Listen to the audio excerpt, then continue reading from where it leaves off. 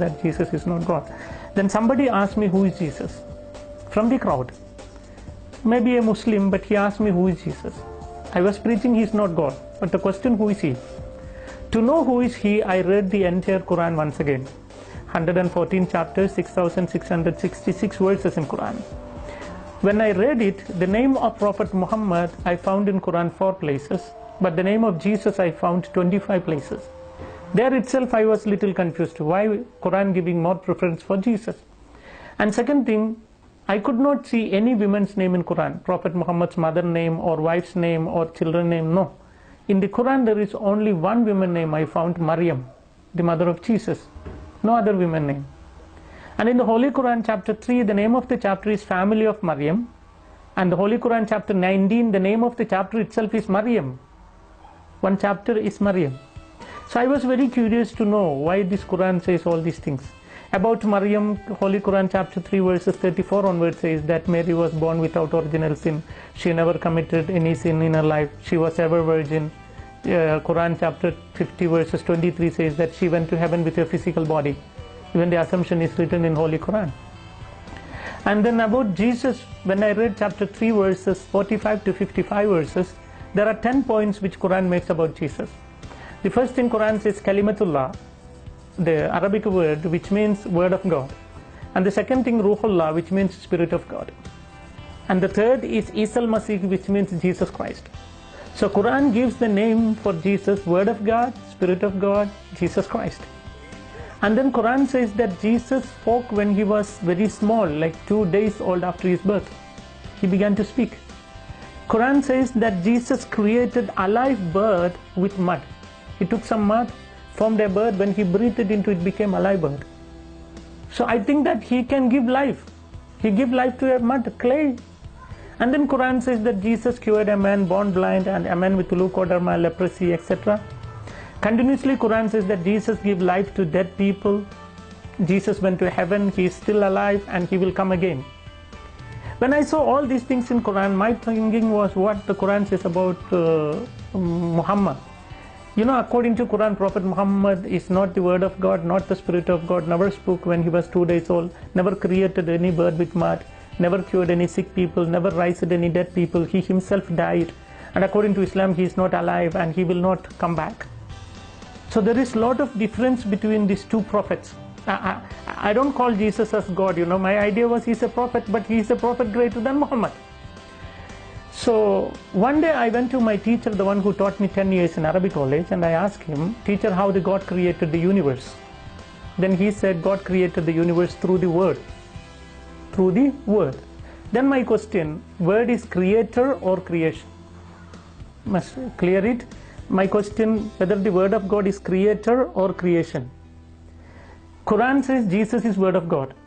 If my teacher said the word of God is creator, which means Jesus is creator, then the Muslims must become Christian. Suppose if he said the word is creation, he will be trapped. You know why? He said everything created through the word. Suppose if we say the word is creation, then how the God created the word?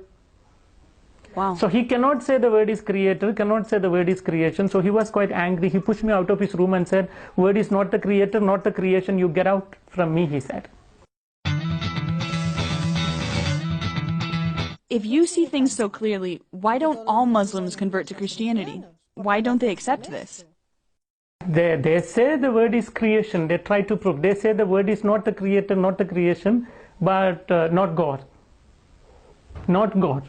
Not the creator, not the creation. So not God. And not creation also. So they don't equal with God. That's all their problem.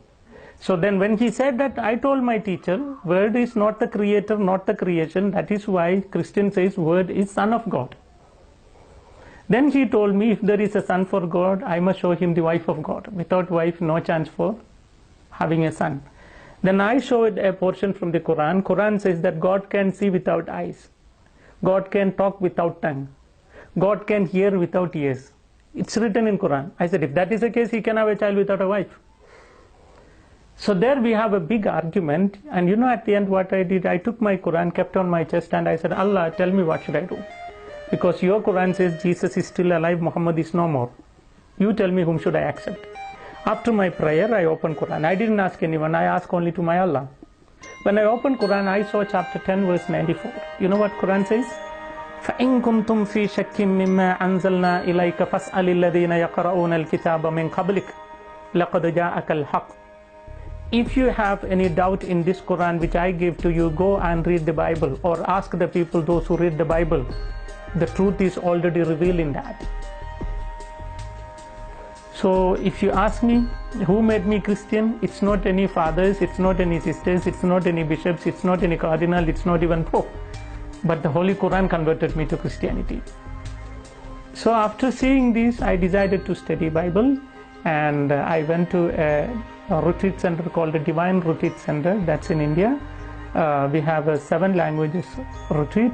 Lakhs of people are coming there every week. You know, every week, Monday to Fridays, residential retreat, and a lot of Hindus, Muslims, and Christians, and different denominations from all over the world, people come there. So I went there to do my Bible studies. That's how I had a relationship with Christianity, or with Catholic Church. Okay, and that's when you decided to become Christian. And immediately after coming, it was not. I attended a retreat first, and I was not very happy. I was less than 19, not yet. I finished my studies, and I was working in an Arabic college. Sorry, I was working in a masjid, so it was less than 19. And then while I was doing my Bible studies, there are a lot of points which touched me from Bible. The first day, Father read John chapter 1, verse 1 onwards. In the beginning there was Word, the Word was with God, the Word was God, the Word became flesh. So my Holy Quran says Jesus is the Word of God. Now the Holy Bible also says Jesus is the Word of God. So I found it both is very similar. And I was happy to know that I need Quran and I need Bible both. You know, I was in a mood like one day become Christian, one day Muslim, one day Christian, you know, I need both. While I was thinking like that, again one more word I heard, that was John chapter 1 verse 12. Such a lovely word for me, because it's written in Bible, if anyone accepts Jesus, Jesus will give them power to become children of God.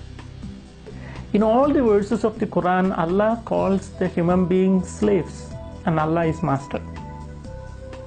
Master cannot love the slave, slave cannot love the master. I don't like to be called by someone as slave.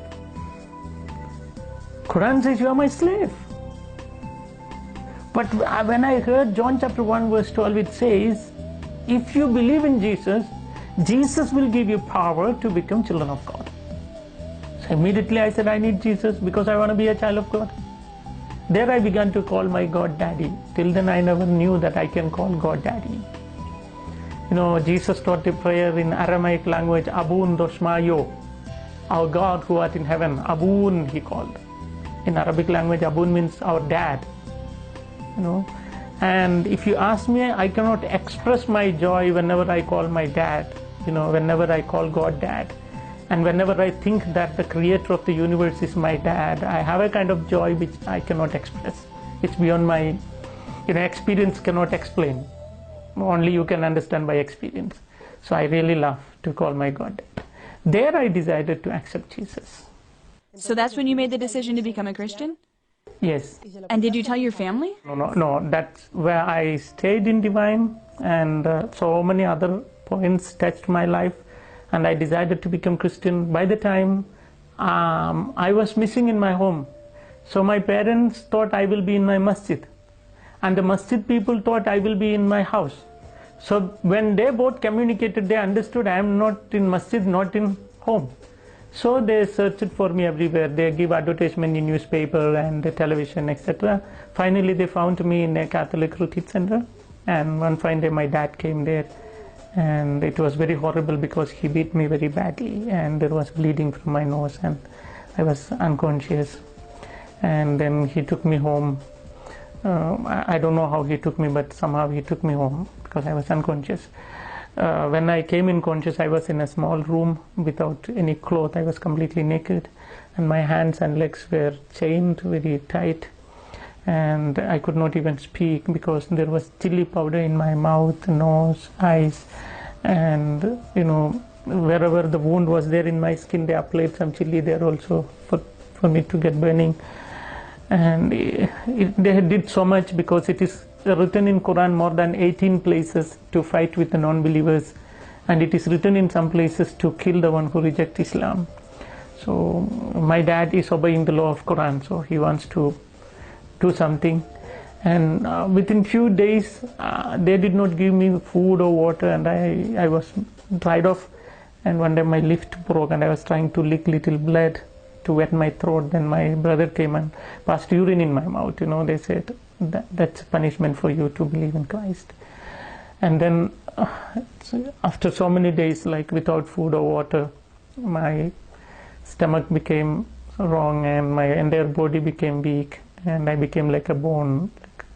Finally, I lost even my memory power. I can't even think because no food, no water. So like a dead man.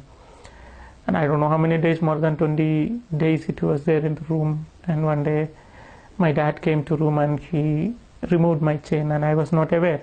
And he chopped my throat very deep to know is there life in my body. So when he chopped very deep, I couldn't breathe. So when I opened my eye, I could see a big knife in his hand.